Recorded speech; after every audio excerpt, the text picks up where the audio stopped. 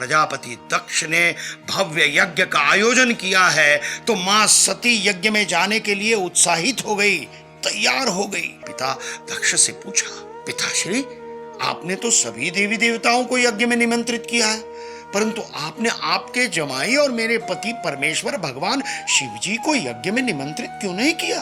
तब प्रजापति दक्ष ने सभी देवी देवताओं के सामने, माता सती के सामने भगवान शिव जी का घोर अपमान कर दिया और अपशब्द कहे।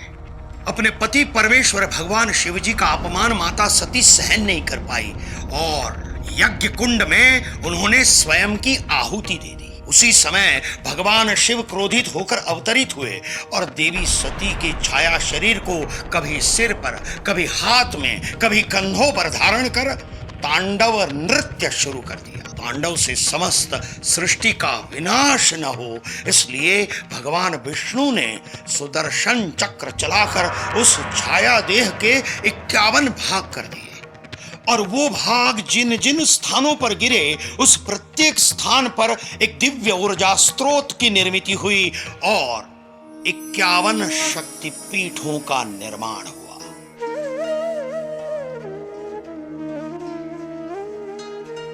मित्रों, पौराणिक कथाओं के अनुसार कोलकाता में स्थित काली घाट शक्तिपीठ में मां सती के बाएं पैर की उंगलियां गिरी थी।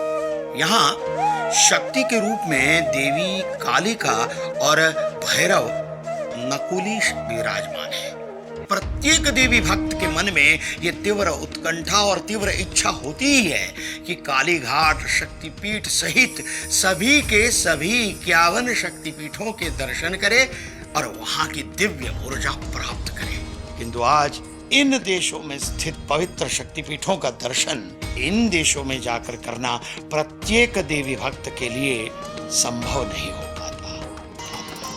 और इसीलिए गुजरात में मां अंबाजी मंदिर के पास गिरी शिखर गब्बर पर्वत पर जहां मां जगदम्बा का हृदय स्वयं विराजमान है, वहां सभी के सभी 51 शक्तिपीठों के मंदिरों की प्रतिकृति बनाकर मां जगदम्बा की प्राण प्रतिष्ठा की गई है।